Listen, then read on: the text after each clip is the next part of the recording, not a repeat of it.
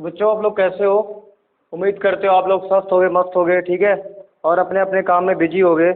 तो हम लोग क्या कर रहे थे, एक्सरसाइज कंप्लीट कर चुके थे, ठीक है। उससे पहले किसकी सर एक्सरसाइज कंप्लीट कर चुके, तो अभी हम लोग लिख देते हैं। पहले तो आज हम लोग करेंगे क्लास 10th के लिए वास्तविक संख्याएं, ठीक है। क्लास 10th के लिए अगला चैप्टर हमारा है, चैप्टर क्या, अभी वही एक्सरसाइज चल रही हमारा, ठीक है, वास्तविक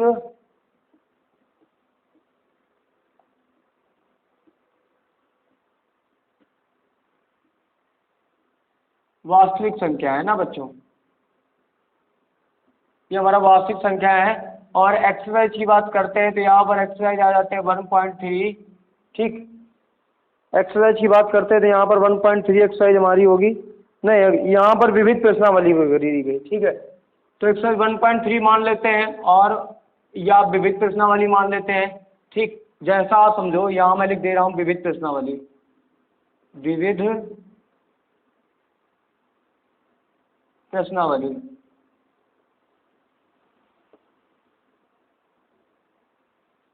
ठीक।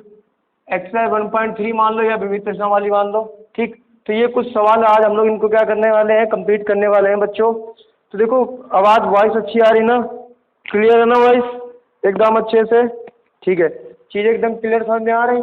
तो वास्तविक संख्या हम लोग आज चैप्टर पढ़ रहे क्लास 10th के लिए, और विविध प्रश्नावली है और एक्सरसाइज 1.3 भी मान लो। अगर कोई डाउट हो तो मेरे से पूछ सकते हो, ठीक है। वैसे जूम फ्लिट नहीं होगा, ठीक है, जूम नहीं होगा, ठीक, जूम बिल्कुल नहीं होने वाला है। तो विविध प्रश्नावली का देख लेते हैं क्वेश्चन हमारे, ठीक। तो आप क्वेश्चन बाय टॉपिक वाइज चलेंगे। देखो पहले अगर क्वेश्चन की बात करते हैं तो ये हमारा मान लो क्वेश्चन है, ठीक। दिया गया है कि एक मिठाई वाला है, ठीक। क्वेश्चन आपने पढ़ा होगा मिठाई वाला, तो यहाँ देख लेते हैं हम लोग, मिठाई वाले की बात करते हैं यहाँ पे। तो बच्चों देखिएगा, आप जब देखेंगे ये हमारा एग्जाम्पल है, पहले नंबर एग्जाम्पल स्टार्ट करते हैं, ठीक। तो देखो इसमें दिया गया एक मिठाई वाला है ना, ये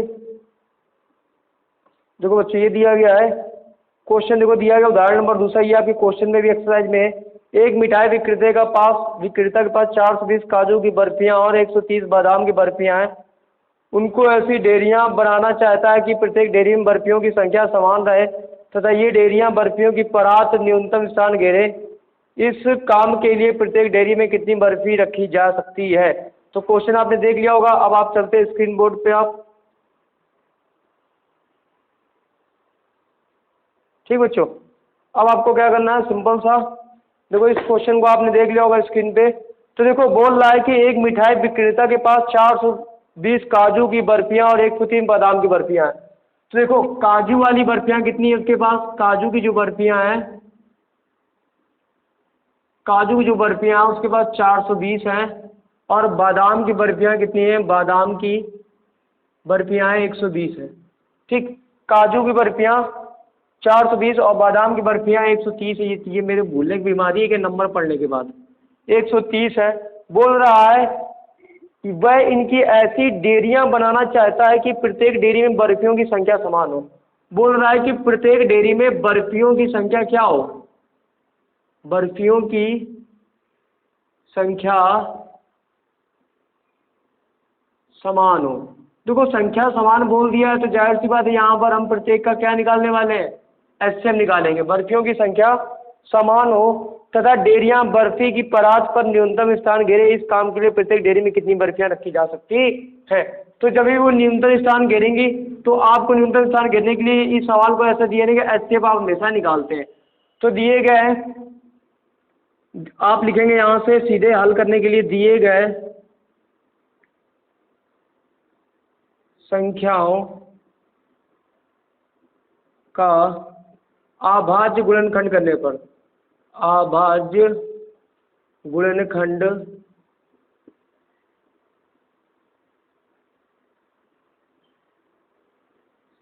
ठीक।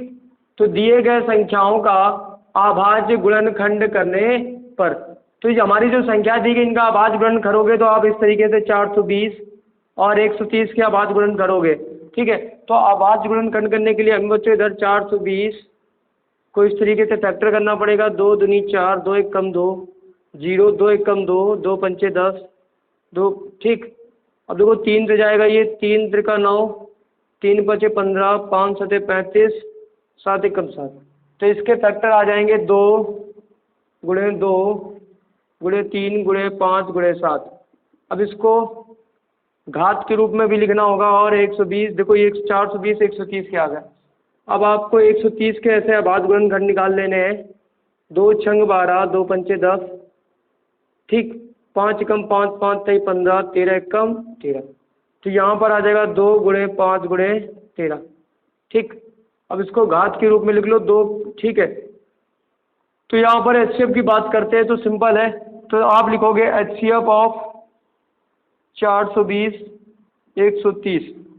तो देखो HCF कितना आ जाएगा, छोटी घात होता है तो यहाँ पे 2 कॉमन आ जाएगा, फिर 5 है, फिर यहाँ से भी 5 कॉमन आ जाएगा, और कुछ भी दिया गया है, ठीक। 2 है, 5 है, ठीक। तो 5 दूनी कितना आ जाएगा, 10। तो 10 आ जाएगा आपका कि 10 मिठाई विक्रेता पाव 10 बर्फियों की ढेरियाँ लगा सकता है जिसमें परात न्यूनतम स्थान घेरेंगी। तो मिठाई वाला कितनी लगा सकता है, मिठाई वाला 10 बर्फियों 10 बर्फियों की ढेरी को लगा सकता है, ठीक। 10 बर्फियों की ढेरी को बराबर बराबर लगा सकता है, बराबर बराबर लगा सकता है, लगा सकता है जिसमें परात न्यूनतम स्थान घेरेगी, न्यूनतम स्थान घेरेगी, ठीक। तो हमें काजू की बर्फियाँ 420 दी गई थी, बादाम की बर्फियाँ 130 दी गई थी। तो बोला बर्फियों की संख्या समान हो तो उसके लिए हमें HCF निकालना पड़ेगा, ठीक है। समान जैसे शब्द आ गया तो दिए गए संख्याओं का अभाज्य गुणन करने पर, तो 420 के हमने अभाज्य गुणन कर निकाल लिए, 130 के निकाल लिए। तो HCF क्या होता है, 420 130 का छोटी घात लिया जाता है, 2 यहाँ से कॉमन आएगा, ठीक है, और 2 यहाँ से मान लो कॉमन ले लिया, 5 यहाँ से कॉमन आ रहा, 5 यहाँ से, तो 5 दूनी 10 हो गया। तो मिठाई वाला 10 बर्फियों की ढेरी को बराबर बराबर लगा सकता है जिसमें परात न्यूनतम स्थान घेरेगी। तो क्वेश्चन आप नोट कर लो इस तरीके से, ठीक है। चीज़ों को आपको करना है ना, ठीक है। अब आगे देखो, अगला क्वेश्चन आपको दिया गया है, ठीक है। अगला क्वेश्चन NCERT का हमने करवा दिया है। उसके बाद दिया गया है निम्नलिखित संख्याओं का HCF ज्ञात करो, ठीक। तो देखो विविध प्रश्नावली में आप अब अगला क्वेश्चन आ जाते हैं, ठीक है। क्वेश्चन नंबर तो पहला वो हो गया। अब अगला क्वेश्चन नंबर देखो ध्यान से। तो अब क्वेश्चन नंबर हम लोग दूसरे की बात करते हैं, ठीक है। क्वेश्चन नंबर दूसरे बात करते हैं। बोल रहा है संख्याओं का HCF ज्ञात करो 130 और 280 का। 130 और 280 का HCF ज्ञात करो, 280 का HCF ज्ञात करो। तो आप बताओ HCF नहीं ज्ञात करना आता है आपको, सिंपल से क्या करना पड़ेगा, 130 और 280 के अभाज्य गुणनखंड कर लो यहाँ से। तो देखो ये कितना आ जाएगा, 13 गुणे 10। तो ये मान लो 2 पंचे 10 और 13, ठीक है, 130। ये आएगा 2 गुणे 14 दूनी 28, 2 सत्ते और 2 5 7। देखो ऐसे आ जाएगा, 2 दूनी 4 दूनी 8, 8 पंच 40 और 4 सत्ते 28।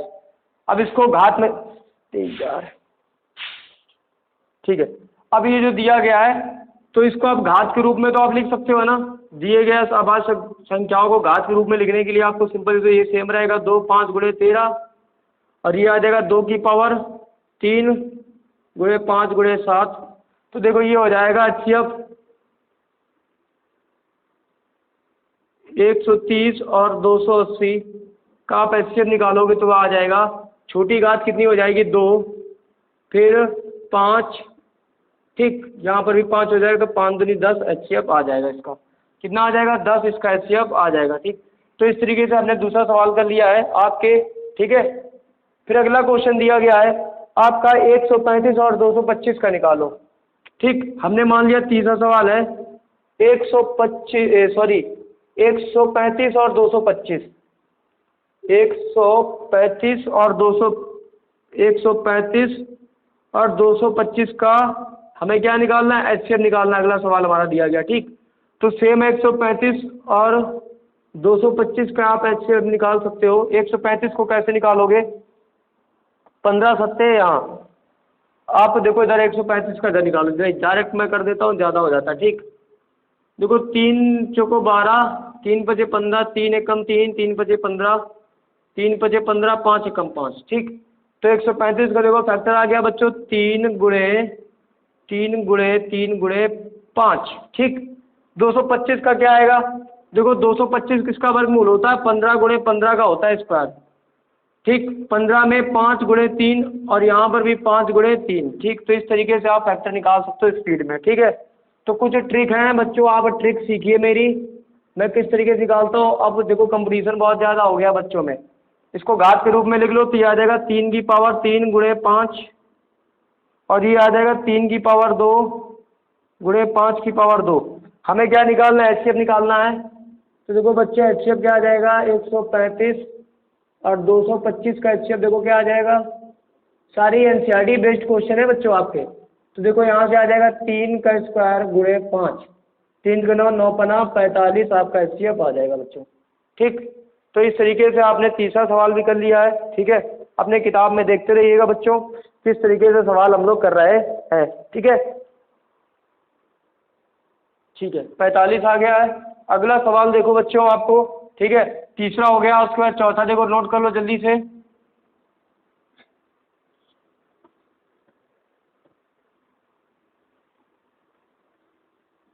देखो बच्चों हम एनसीईआरटी बेस्ड पे सारे क्वेश्चन करने हैं, ठीक है। और बुक बनाने के लिए तो कैसे बना सकता है वो, ठीक है, कितने भी टफ क्वेश्चन डाल सकता है, लेकिन टफ क्वेश्चन का मतलब नहीं है। अगला दिया कि 196 38 220, 196 38 220 बोल रहा है, 196 38 220 का आपको एचसीएफ निकालना है, ठीक है। तो बच्चों देखो एचसीएफ हम लोग इसका कैसे निकालेंगे, तो देखो 196 और 38 220 का आप एचसीएफ निकालोगे तो ये पता है 14 का 196 वर्ग होता है। देखो 196 का पहले आप निकालो उधर साइड में, क्योंकि आप लोग पता है। देखो 2 अट्ठे 16 या 2 नम 18, 2 अट्ठे 16, 2 चौको 8, 2 नम 18, 7 सत्ते 49, 7 एकम 7। तो इसके फैक्टर आ जाएंगे बच्चों, कितने आ जाएंगे, 2 गुणे 2 गुणे 7 गुणे 7, इसको घात के रूप में लिख लो, 2 गुणे 2 की पावर 2, 7 की पावर 2। बच्चों 38 20 का कितना आ जाएगा, निकालो इसका भी आवाज गुणनखंड। 2 एकम 2, 2 नम 18, 2 एकम 2 0, 2 नम 18, ठीक, 2 पंचे 10, 2 पंचे 10। देखो 2 नम 18 एक बचेगा, 2 पंचे 10 एक बचेगा, 2 पंचे 10, 3 का 9 3, हाँ नहीं अब जाएगा 5 से जाएगा शायद। देखो बच्चों 5 से जाएगा, 5 एकम 5, 4 बचेगा, 5 9 45, 5 एकम 5। अब 191 हो गया, किसका होता है, सही है। 4 बोतल फिर बनी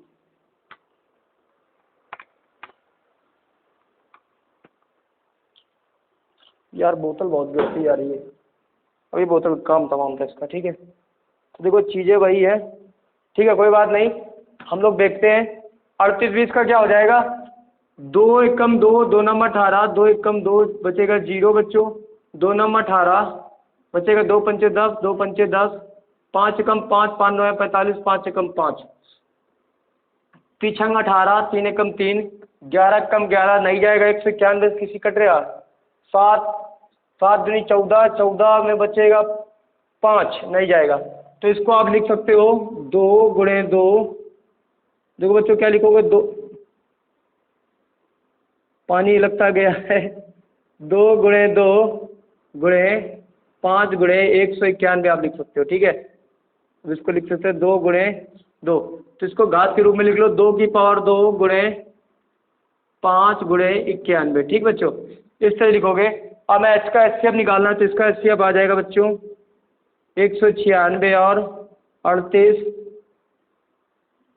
अरे यार 38 220 लिखा है यार, यार ये बहुत साला दिमाग पता नहीं कहाँ घूम रहा है मेरा, आज सवाल गलत क्यों हो रहा है यार बहुत दिमाग ख़राब कर दिया इसने। 38 220 लिखा है, मैं वहाँ साला लिख रहा हूँ 38, तभी कह रहा हूँ साला आंसर नहीं आ रहा है मेरा उतनी देर से। 38,220 दिया गया है। बच्चे परेशान हो गए कि पता नहीं सर बेवकूफ़ है क्या, सवाल ही नहीं पढ़ रहा है, कैसे देख रहे हैं। चलो बच्चों कोई बात नहीं, देख लिया, 38,220 दिया गया है। देखो दो से करोगे, 2 1 कम 2, पूरा देखो बच्चों स्टार्टिंग से गलती हो गई। 2 1 कम 2, 2 नम 18, 2 1 कम 2, 2 1 कम 2, 2 नम 18, 2 नम 18, 2 पंचे 10, 2 पंचे 10, 2 पंचे 10, 3 त्रिका 9 नहीं जाएगा, 5 एकम 5, 5 9 है 45, 5 एकम 5, 5 एकम 5, 19 11 आ रहा, तिछंग 18, ये तिछंग 18, और फिर बचेगा यहाँ पर 18 में एक बचेगा, 3 त्रिका 9, हाँ 3 से कट जाएगा बच्चों, तिछंग 18 बचेगा 1, तो 3 त्रिका 9 बचेगा 2, 3 सत 21, 3 दूनी 6, 3 एकम 3, 3 4 एकम 4, अब 637 बच्चा बच रहा है, किससे कटेगा? 7 नम 63 बच्चों, 7 नम 63, 7 एकम 7, 7 एकम 7, 7 21, 13 एकम 13 बच्चों। इस तरीके से हमने इसके फैक्टर निकाल लिए। तो देखो इसके फैक्टर आ जाएंगे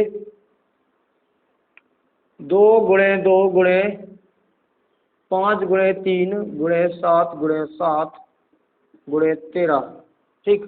अब यहाँ से इसको घात के रूप में लिखोगे आप, तो घात के रूप में लिखने के लिए आपको सिंपल है, यहीं से घात के रूप में हम लिख लेते हैं इसको, ठीक है।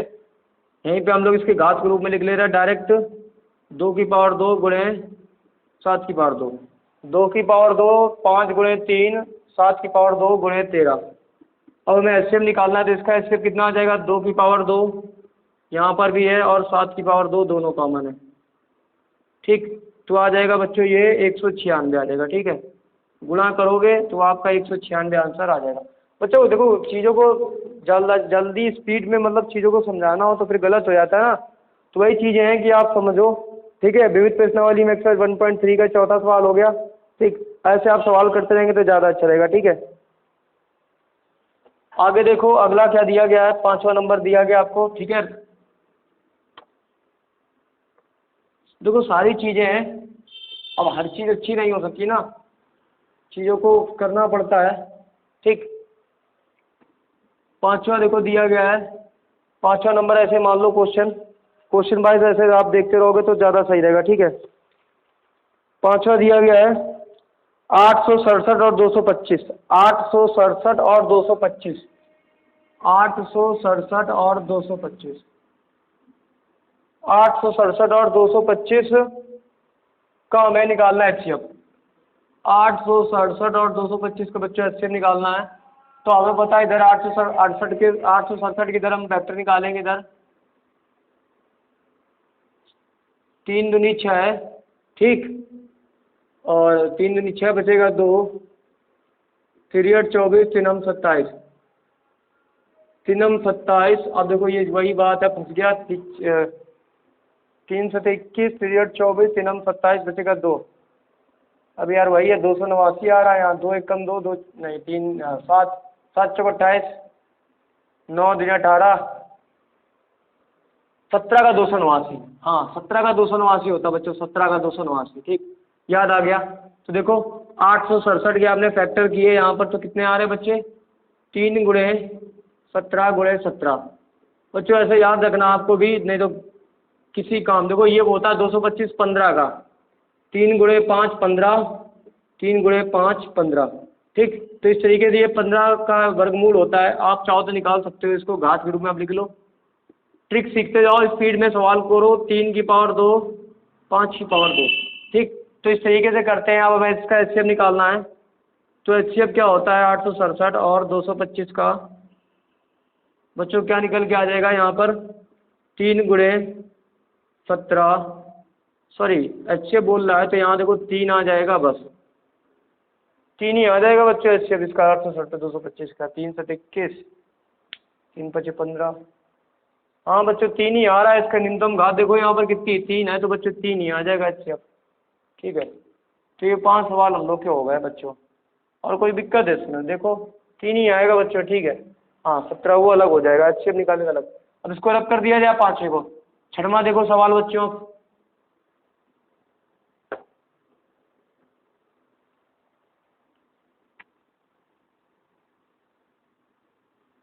देखो 6वां सवाल दिया गया ऐसे, बोल रहा है किसी परेड में 616 सदस्य वाली एक सेना। तो ये देखो, ये क्वेश्चन मैं आपको बोर्ड पे दिखा रहा हूँ आके स्क्रीन में, 616 वाला जो कॉन्सेप्ट है इस पे दे रहा है ये, ठीक है। तो आपको सिंपल सा क्या करना है, देखो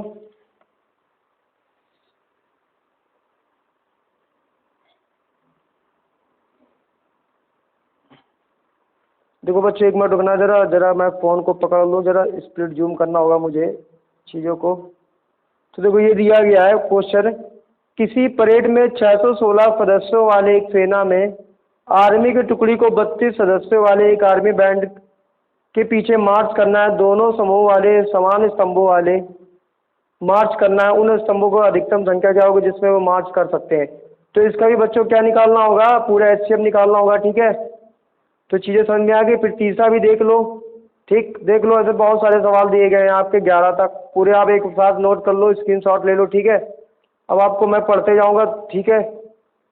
अब वहाँ पर क्वेश्चन दिए गए, यहाँ दूसरा लेकिन वहाँ पे छठवां चल रहा है, ठीक है।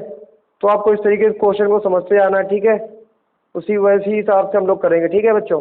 अब आगे चलो हम लोग बोर्ड पे चलते हैं।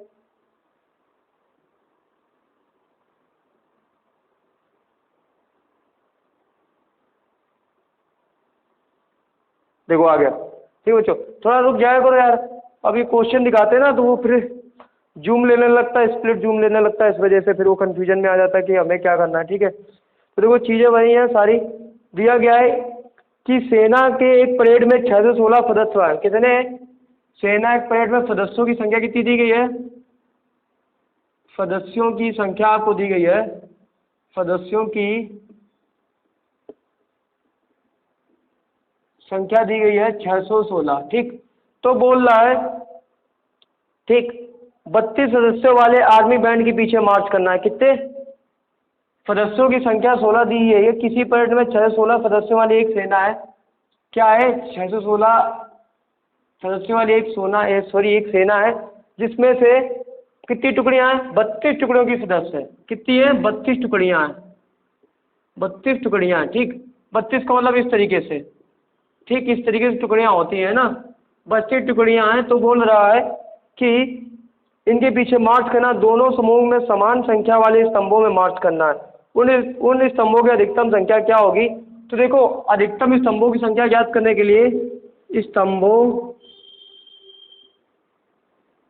की संख्या के लिए आपको क्या निकालना पड़ेगा? HCF निकालना पड़ेगा। हमें क्या ज्ञात करना होगा? HCF ज्ञात करें तभी तो वो एक स्तंभों में लगेंगे। तो आपको लिखना होगा यहाँ पर 616 और 32 का क्या करने पर? आभाज्य गुणनखंड करने पर। तो देखो 616 के आप इधर आभाज्य गुणनखंड करेंगे, देखो क्या आएगा, 2 तिहाई 6, 2 अट्ठे 16, 2 एकम 2, 2 पंचे 10, 2 चौको 8, 2 सत्ते 14, 2 सत्ते 14, 7 एकम 7, 11 एकम 11, ठीक। 2 गुणे 2 गुणे 2 गुणे 7 गुणे 11, लेकिन 2 की पावर 3 गुणे 7 गुणे 11, ठीक। ऐसे आप 32 का निकाल लो। तो देखो 32 का तो मुझे याद है, 2 गुणे 2 गुणे 2 गुणे 2, 1 2 3 4 5, 2 दूनी 4 दूनी 8 दूनी 16 दूनी 32। तो ये बच्चों आ जाएगा 2 की पावर 5, ठीक। तो बोल रहा है हमें HCF निकालना पड़ेगा फिर स्तंभों की टुकड़ियों के लिए। तो यहाँ पे हो जाएगा HCF ऑफ स्तंभों की टुकड़ियों के लिए संख्या निकालनी पड़ेगी 616 और 32 का HCF कितना आ जाएगा बच्चों? न्यूनतम घात कितनी? 2 की पावर 3 है, तो आ जाएगा 8।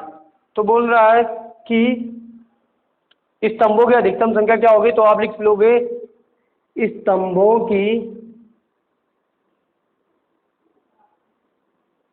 ठीक है, स्तंभों की अधिकतम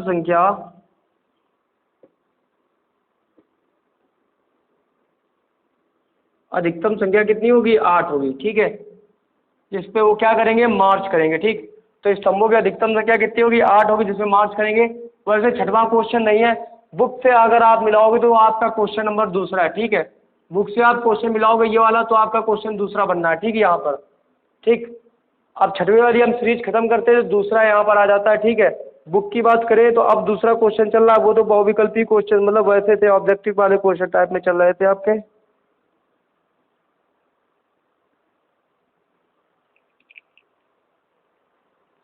ठीक है, चीज़ों को देखो इस तरीके से हमें काम करना है। ठीक, रख कर देते बच्चों, है ना। तो ऐसा सवाल जब भी आ जाए तो हमेशा आप HCF ही निकालेंगे। छठवें एक बात देखो, अब क्या छठवां क्या, अब तीसरा क्वेश्चन है, ये तो दूसरा था आपका बुक का। अब देखो तीसरा क्वेश्चन क्या दिया गया है। ठीक है, तीसरा क्वेश्चन देखो अच्छे से ध्यान से, यहाँ दिया गया तीसरा क्वेश्चन कह रहा है कि वह बड़ी सी बड़ी संख्या ज्ञात करो जिसपे 20, 53 और 967 विभाजित करने पर शेषफल 5 और 7 बचता है। तो बोल रहा वह बड़ी से बड़ी संख्या ज्ञात करो। तो बड़ी से बड़ी संख्या ज्ञात करना, बड़ी से बड़ी संख्या ज्ञात करना हमें ज्ञात करना है, जिसमें क्या बोल रहा है कि 20, 53 और 967, 20, 53 और 967 को विभाजित करने पर शेषफल कितना बचता है। देखो शेषफल को इससे घटा दो पहली वाली संख्या से, और शेषफल कितना बचता है 7। जब भी ऐसा सवाल बने तो हमेशा शेषफल को इस वाली संख्याओं से घटा दो आप। ठीक, तो यहाँ बचेगा 8, यहाँ बचेगा 4, यहाँ बचेगा 0, यहाँ बचेगा 2। ठीक, यहाँ कितना आ जाएगा 0, 960। अब इनका अभाज्य गुणनखंड निकाल दो। तो लिखोगे 20 और 48 का अभाज्य गुणनखंड करने पर, फिर इनका HCF निकाल लो। तो देखो 20, 48 क्या आप यहाँ पे फैक्टर कर लो, क्योंकि हमें बड़ी से बड़ी संख्या निकालनी है तो उसके लिए हमें HCF ही निकालना पड़ता है। ठीक है बच्चों, तो 2 एकम 2, 0, 2 दूनी 4, 2 चौको 8, 2 पंचे 10, 2 एकम 2, 2 दूनी 4, 2 दूनी 4, 2 पंचे 10, 2 छंग 12, 2 एकम 2, 2 दूनी 4, 2 अट्ठे 16, 2 छंग 12, 2 चौको 8, 2 तेईस 6, 2 दूनी 4। अब देखो 32 तो पता ही है, 16, 8, 4, 2 और 1। तो इस तरीके से देखोगे, इसको अगर घात के रूप में लिखना चाहो तो लिख भी सकते हो, लेकिन आप लोग लिखोगे नहीं, बहुत मतलब मक्खी चूस हो आप लोग काम करेंगे दौर में। 2 कितनी बार किया गया, 1, 2, 3, 4, 5, 6, 7, 8, 9, 10, 11।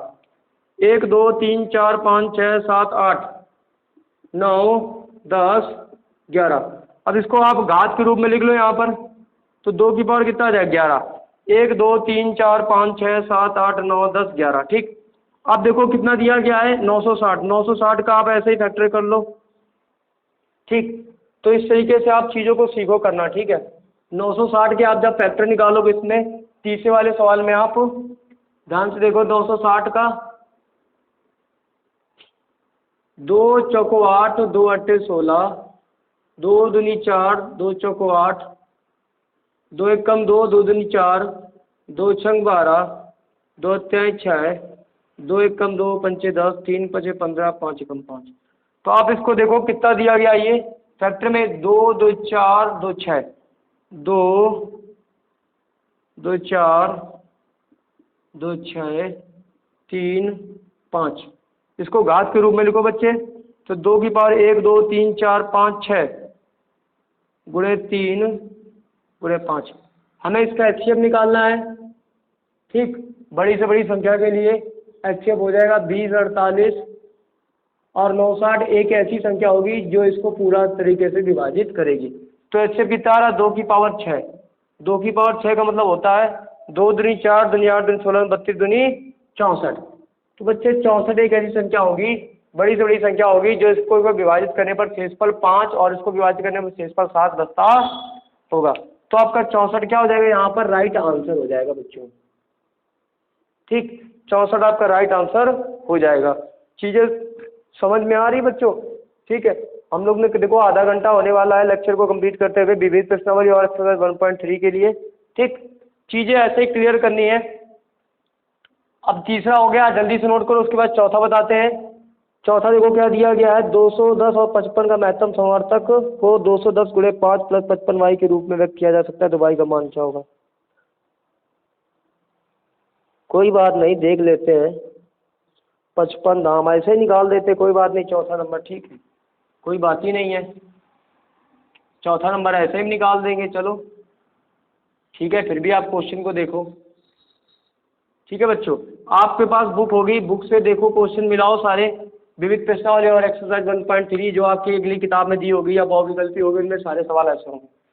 बोल रहा है कि क्वेश्चन 210 और 55 के महत्तम समवर्तक ज्ञात करो। 210 और 55 का महत्तम समावर्तक ज्ञात करो। ठीक, ज्ञात करो। ठीक, महत्तम समावर्तक को किसके रूप में लिखना है? 55 प्लस नहीं 210 दिया गया बच्चों, 210 प्लस 55y, 210 यहाँ गुणे दिया गया 5। यार वही तो दिक्कत हो रहा, 210 गुणे 5 प्लस 55y, ठीक, के रूप में ज्ञात करो। और y का मान यहाँ से ज्ञात करना। क्या ज्ञात करना? y का मान ज्ञात करना है। क्वेश्चन फिर से पढ़ लेते हैं। बोल रहा है कि यदि 210 और 55 के महत्तम समावर्तक को 210 गुणे 5 और प्लस 55y के रूप में व्यक्त किया जा सकता है तो y का मान ज्ञात करो। तो y का मान ज्ञात करने के लिए आपको क्या करना पड़ेगा? यहाँ से 210 और 55 का आपको एलसीएम लेना होगा। देखो ले लेते हैं 210 और 55 का। देखो ये सवाल थोड़ा अजीब सा है, लेकिन आप देखोगे 3 सते 21 और 2 पंचे 10, तो इसको आप ऐसे लिख लो 2 3 5 7, 3 दूनी 6 पंचे 30 7 21। ठीक, 55 का 5 गुणे 11। अब देखो एचसीएफ आप निकालोगे, इसका एचसीएफ निकालोगे 210 और 55 का, तो यहाँ से बच्चे 5 ही आ रहा कॉमन एक, तो वाई का मान क्या 5 हो सकता है बच्चों? 5 हो सकता है। अच्छी, अब 210 और 5 पचम 25 पच्चे 125 6, तो इसका तो 5 आ रहा है यार।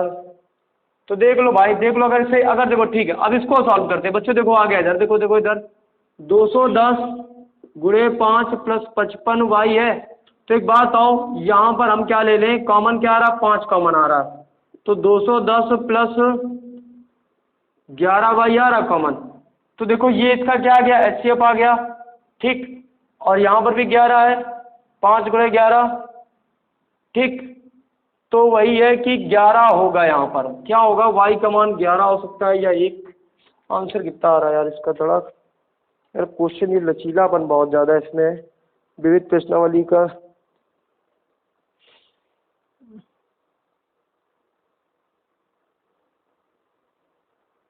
चौथा -19 आ रहा है, चौथे का -19 आ रहा है। -19 कैसे आ गया? आओ, अगर 19 आ रहा है तो देखो ऐसे आ सकता है, क्योंकि अगर इन दोनों का एचसीएफ होगा, एचसीएफ के रूप में लिखना है। और एक बार फिर से हम देख लें आंसर कितना आ रहा है विविध प्रश्नावली का। चौथा 19 आ रहा, -19। तो यार इसको ऐसे कर सकते हो क्या? बताओ यार, अगर हम लोग इसको ये कर लें 210 ठीक गुणे 5 प्लस 55y बराबर कितना लिख लें? 5 लिख लें। एचसीएफ इन दोनों का 5 आया है, तो देख लो भाई 55y बराबर इसको लिख सकते हैं 5 माइनस 5 गुणे 210 लिख सकते हैं। तो 55y बराबर यहाँ से कितना आ जाएगा? 5 कॉमन, 1 माइनस 210। तो एक बात आओ, 5 कम 5 बचेगा 11y बराबर आ जाएगा 210 में 1 जाएगा, कितना बचेगा? 209। और y बराबर 11, 209 बटे, देखो ये माइनस का बचेगा, बचे आ जाएगा 11, 11 एक कम 11 यार, 11 एक कम 11, 11 9 या 99। तो देखो बच्चों y बराबर कितना आ गया? -19 आ गया। ठीक है, तभी मैं कह रहा था आंसर आएगा, लेकिन ऐसे ही आएगा। ठीक है, हमें जो एचसीएफ दिया गया था वो इसके बराबर कर लेना था 5। ठीक, आप इसके बराबर कर लेंगे तो 55y बराबर 5 माइनस 5 गुणे 210। ठीक है, 55y बराबर आ जाएगा 5 ऑफ 5 कम 5, 5 कम 5 कट लिया, ये देखो 210 में 1 जाएगा, बचेगा 209। ठीक, फिर y को बाइक भेज दिया इधर, 11 से काट दिया, 19 बार गया, y बराबर -19 आ गया। मैंने कहा था सवाल सिंपल है चौथा, लेकिन कुछ बच्चे होते हैं हड़बड़ी मचा देते हैं, अरे सर ने गलत कर दिया, गलत कर दिया। देखो वहाँ लाइट पड़ रही होगी बच्चों, देखो एक मिनट को, लाइट पड़ रही है, मैं इसको थोड़ा स्लो कर देता हूँ। ठीक है, तो वहाँ दिया गया y बराबर -209 बटे 11 दिया गया बच्चों। ठीक है, वहाँ लाइट पड़ रही, कोई दिक्कत नहीं है, पढ़ने दो। अब आप देख लो पूरा अच्छे से। ठीक है, क्योंकि ज़्यादा लाइट पड़ रही थी यहाँ पर भी है ना, तो इसको हम लाइट कम कर देते हैं, ठीक है, आपको रिडक्शन। ठीक है, 35 मिनट हो गया बच्चों, ठीक है, 35 मिनट हो गया हमारा, ठीक है। अब हम लोग चीज़ों क्या कर देते हैं, इसको रब कर देते हैं ना, फिर आगे चीज़ों को कंटिन्यू करते हैं, ठीक है। देखो हमें आंसर, देखो हम कोई वो टॉपर टीचर नहीं है बच्चों की, अब आपके लिए टॉप के लिए पढ़ाते हैं, बस चीज़ों को आपको सिखाना है, ठीक है, अच्छे से। हम लोग पूरे बुक पे डिपेंड होते हैं, अब ये नहीं कि मतलब महारत हासिल की है और बच्चों को समझाया नहीं। कुछ चीज़ें तो भाई फंसनी चाहिए ना क्वेश्चन, जब तक फंसेगा नहीं तब तक मज़ा नहीं आएगी पढ़ाने में, ठीक है। तो ये क्वेश्चन को आप नोट कर लो अच्छे से, ठीक है। उसका देखो 5वां नंबर सवाल दिया गया है आपका, ज्ञात कीजिए कि निम्नलिखित में कौन सी संख्या सहभाज्य संख्या है। 5वें का पहला दिया गया 231, 396। 231 और 396 को हमें ज्ञात करना है, पहला नंबर, कि ये सहअभाज्य संख्या है क्या, सहअभाज्य संख्या है, सहअभाज्य संख्या है कि नहीं है, ठीक। दूसरा दिया गया है, मान लो, ठीक, पहले ही कर लेते हैं। तो एक बात और, सहअभाज्य संख्या का मतलब क्या होता है, जिसमें, देखो सहअभाज्य संख्या का मतलब होता है जिसमें कोई उभयनिष्ठ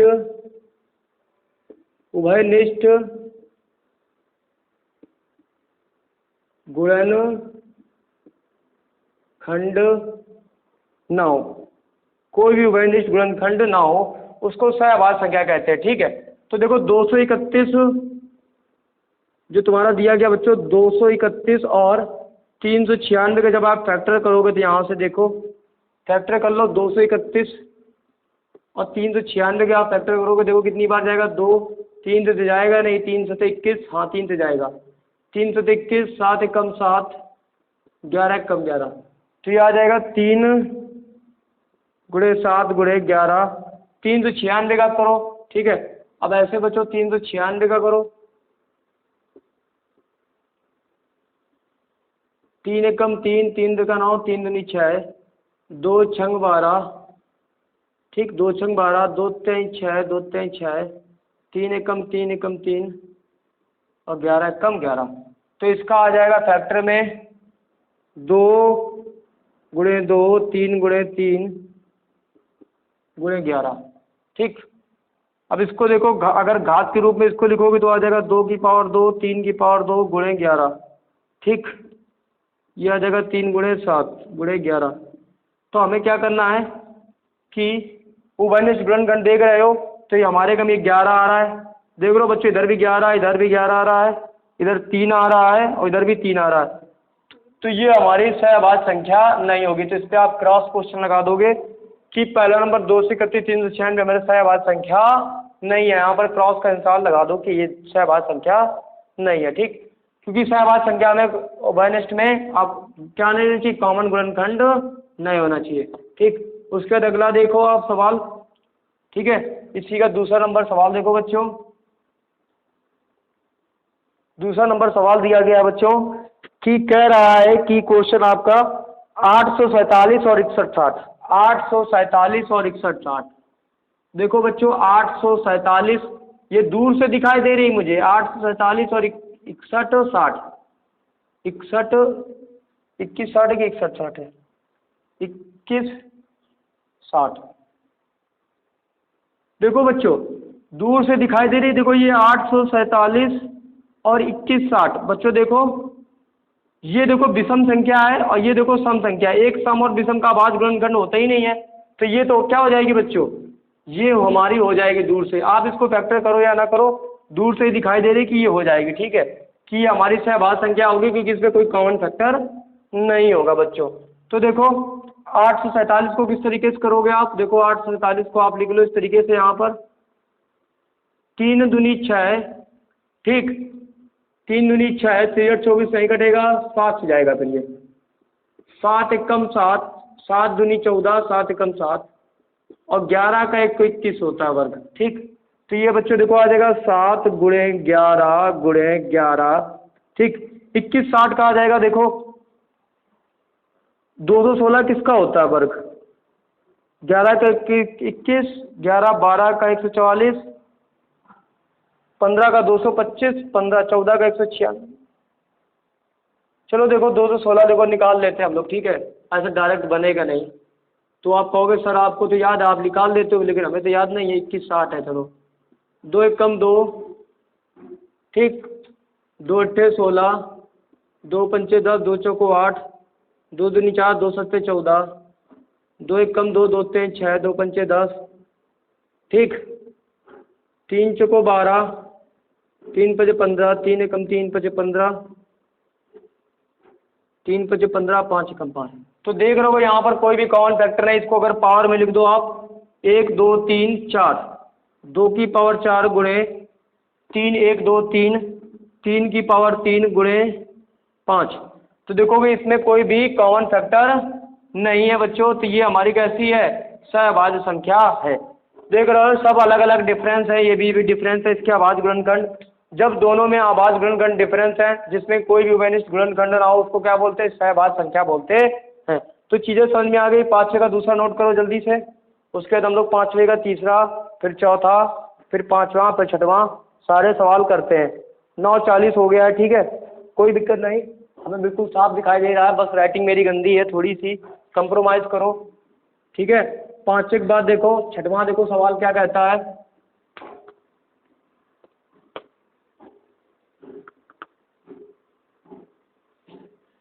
देखो बच्चों 5 के बाद दिया गया 6वां, ठीक है।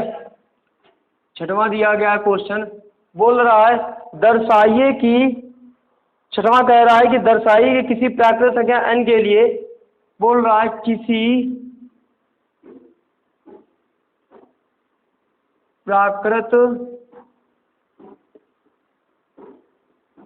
संख्या n के लिए, किसी प्राकृतिक संख्या n के लिए, ठीक है, n के लिए संख्या 12, जो ये संख्या 12 है, संख्या 12 की पावर n क्या शून्य पर समाप्त हो सकती है। शून्य पर, वही क्वेश्चन है जो हम लोग ने पीछे एक्सरसाइज में कर चुके हैं, समाप्त हो सकती है, समाप्त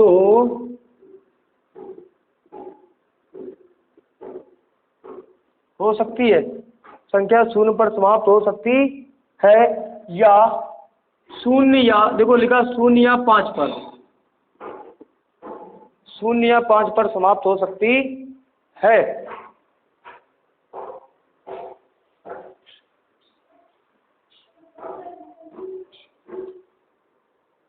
तो बच्चों बोल रहा है किसी प्राकृतिक संख्या n के लिए, राइटिंग पे मत जाओ यार, चीटा जैसी टांगे लेके तुम्हें दिख रही होंगी यार, लेकिन यार ठीक है, 0 या 5 पर समाप्त हो सकती है। 0 या, यहाँ पर देखो मैं 0 नहीं लिख रहा हूँ पूरा, ऐसे 0 या 5 पर समाप्त हो सकती है। तो देखो हम यहाँ से कुछ चीज़ें आपको हम समझा देते हैं कि कोई भी जो संख्या होती है, देखो समझो, कोई भी जो संख्या होती है, कोई भी संख्या 0 या 5 पर जब समाप्त होगी, ठीक है, 0 या 5 पर जब समाप्त होगी, जब इस तरीके से, ठीक, या 2 या 5 का गुणनफल हो, 2 या 5, ठीक, या सम या विषम कोई संख्या हो, 3 गुणे 5 हो, ठीक, या 4 गुणे 5 हो, ठीक।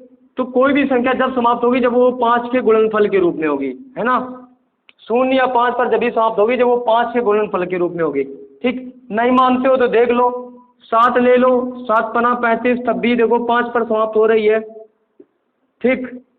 6 पंचे 30, देखो ये 0 पर समाप्त हो रहा है। 9 पना 45, देखो ये 5 पर समाप्त हो रहा है। तो 5 पर जब समाप्त होगी जो 5 के गुणनफल के रूप में होगी। कोई संख्या 0 या 5 पर जब समाप्त होती है जब वह 5 के गुणज के रूप में हो, किसके हो, कोई भी संख्या 0 या 5 पर जब समाप्त होगी जब वह 5 के गुणज में हो, 5 के गुणज के रूप में हो, गुणज के रूप में हो, ठीक, तभी वो समाप्त होगी। अब जैसे 12 की घात n दिया गया है, देखो 12 की घात n दिया गया है। अब इसके आप फैक्टर करो, 3 गुणे 2 गुणे 2, की घात n आ जाएगा, 2 3 4 से 12। क्या इसमें देख रहे हो कोई 5 का गुणज के रूप में दिख रहा है? कोई वैल्यूज गुणन करना ही है तो यहाँ पर एक लिखोगे। 12 की घात n में एक के अलावा कोई भी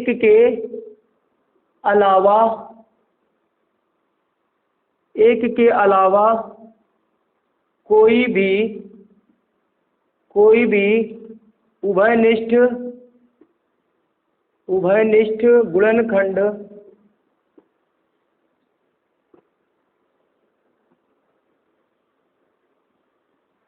गुणनखंड नहीं है। देखो 12 की घात n में एक के अलावा कोई भी उभयनिष्ठ गुणनखंड नहीं है, अतः n के किसी मान के लिए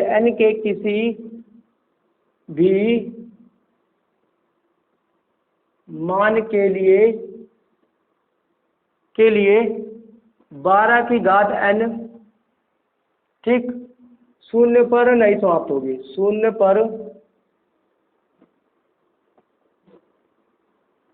नहीं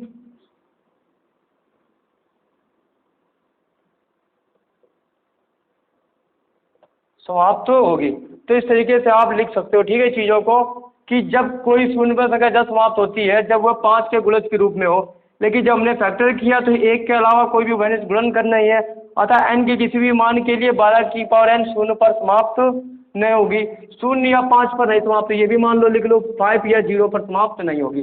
चीज़ें वही, हमें बस दिखाना होता है, ठीक है, एक्सप्लेन करना होता है कि कैसे चीज़ों को कंप्लीट करेंगे। अंधेरा छा गया क्या भाई? बिल्कुल अंधेरा छा गया, ये लो भाई, उजेला कर दिया, ठीक, ये लो उजेला कर दिया, ठीक है, बहुत अच्छा, ठीक है। तो देखो 47 मिनट हो गया हमारा, ठीक है, कोई दिक्कत नहीं। छठवें के बाद देखो अगला क्वेश्चन क्या दिया गया है, 7वां नंबर देखो, ठीक है। ये क्वेश्चन हम करवा चुके हैं, बस याद रखो जब ही शून्य पर समाप्त होगी जब वो 5 के गुणन के रूप में हो या 5 का उसका गुणनफल हो, तब ये संख्या शून्य पर समाप्त होती है 5 पर। देखो 7वां नंबर क्वेश्चन दिया गया है कि 4 से 41 567, 441 और 567, 441 और 567 और 693 का हमें निकालना है एचसीएफ। बच्चों एचसीएफ नहीं निकाल पाओगे आप इसका, एचसीएफ निकालो आप इसका, 441 567 9 693 का एचसीएफ निकालो, ठीक, ठीक है। तो आप इसको एचसीएफ निकाल सकते हो, ये आपके लिए होमवर्क के लिए सवाल दिया गया, ठीक है, होमवर्क के लिए दे दिया गया। ये मेरा व्हाट्सएप नंबर है 7376149306 वाला पे आप भेज सकते हो। जब आप भेजोगे तो ज़्यादा अच्छा रहेगा, ठीक है, चीज़ें आपको ज़्यादा समझ में आएंगी, ठीक है, कोई दिक्कत है? चलो उसके बाद ये आपका होमवर्क 7वां है। 8वां सवाल देखो,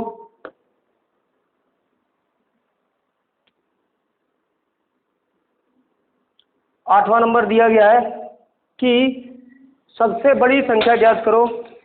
कह रहा है क्वेश्चन हमारा, सबसे बड़ी संख्या ज्ञात करो, सबसे बड़ी संख्या ज्ञात कीजिए जिसमें 1251, देखो बोल रहा है सबसे बड़ी संख्या ज्ञात करो, सबसे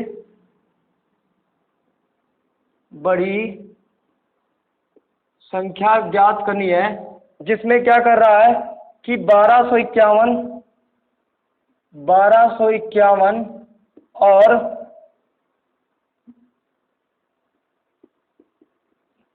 9370 और 15628, ठीक, 15628 में भाग देने पर शेष फल कितना बचता है? 1 बचता है, 2 बचता है और 3 बचता है। तो देखो ऐसा सवाल आ जाए तो आपको क्या करना है, सिंपल था, शेष फल ऐसे संख्याओं को आपको क्या कर देना है, घटा देना है, ठीक है। बोल रहा है कि सबसे बड़ी संख्या ज्ञात करो कि 1251 में भाग देने पर और 9370 में और 15628 में भाग देने पर शेषफल 1 2 3 बचता है। तो आपको शेषफल इससे घटा लेना है, तो एक एक में आ जाएगा 0, ये आ जाएगा 1250, ये आ जाएगा 9 3 7 5, ये आ जाएगा 1 5 6 2 5। ठीक, तो इस तरीके से चीज़ें आ जाएंगी। अब आपको क्या करना है, 1250 और 9 3 7 5 और 15 625 को आपको क्या निकालना है, एचसीएफ निकालना है। क्या निकालना है, एचसीएफ निकालना है इसको। ठीक, सबसे बड़ी संख्या। तो देखो 1250 और 9,375 और 15,625 का आपको एचसीएफ निकालना है। तो अब इन्हें हम रब कर देते हैं। आपने समझ लिया होगा कि हम बड़ी संख्या कैसे निकालेंगे। तो देखो आप देखो 1250 दिया गया, देखो डायरेक्ट समझो, ये कितना लिखा है, 125 गुणे 10 लिखा है, तो इसको लिख सकते हैं 5 गुणे 5 गुणे 5 पचम 25 पंचे 125 गुणे 5 दूनी 10। ठीक, इसको घात के रूप में लिख लो, 2 गुणे 5 की पावर आ जाएगा 1 2 3 4। तो देखो ये तो मैंने कैलकुलेशन कर दी। अब आप ऐसे ही एचसीएफ निकालना है इसका। 9 3 7 5 का चलो निकालते हैं फैक्टर यहाँ पे, 9 3 7 5। तो देखो लाइटिंग वाला बहुत सिस्टम गड़बड़ कर रहा है इसमें। ठीक है,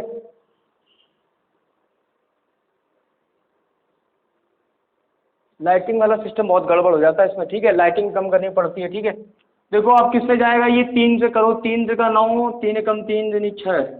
हाँ 3 से चला जाएगा, 3 त्रिका 9 3 एकम 3 दूनी 6 3 5 15 3 एकम 3 3 6 12 नहीं जाएगा, 5 6 30। ठीक, बचेगा 1 5 दूनी 10 पचम 25 5 एकम 5 5 दूनी 10 पचम 25 5 दूनी 10 पचम 25 50 25 5 एकम 5।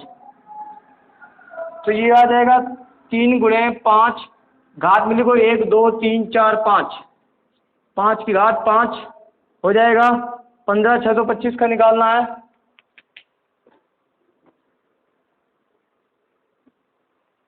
15 625 का निकालो, 15 625 का निकालो बच्चों। ठीक है, देखो 15 625 का क्या होगा, 3 पचे 15 3 दूनी 6।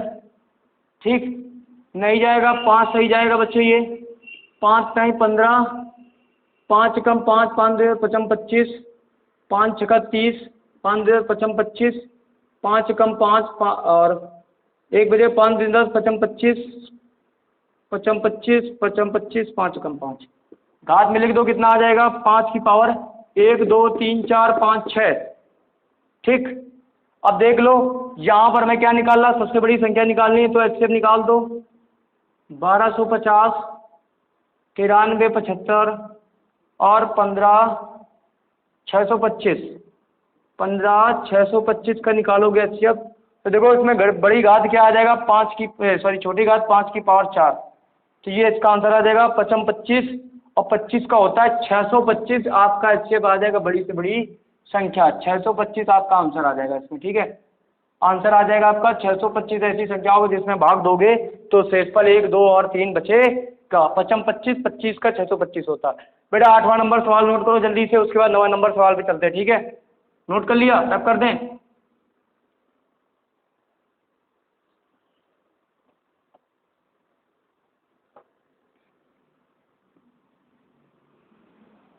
देखो अगला दिया गया है। ठीक है, 9वां नंबर जो बेटा दिया गया वो थोड़ा क्वेश्चन थोड़ा जो है थोड़ा गलत हमें लग रहा है, उसका आंसर नहीं निकल रहा था। 9वें नंबर को आप काट दीजिएगा, हम लोग कहाँ पे आ जाते हैं, 10वें नंबर पे आ जाते हैं। ठीक बच्चों, 10वां नंबर सवाल कह रहा है सिद्ध कीजिए कि रूट पी, बोल रहा है कि सिद्ध कीजिएगा। ठीक, ये सिद्ध करने वाले जो सवाल होते हैं, सिद्ध कीजिए कि रूट के अंदर p plus root q, root p plus root q एक अपरिमेय संख्या है, अपरिमेय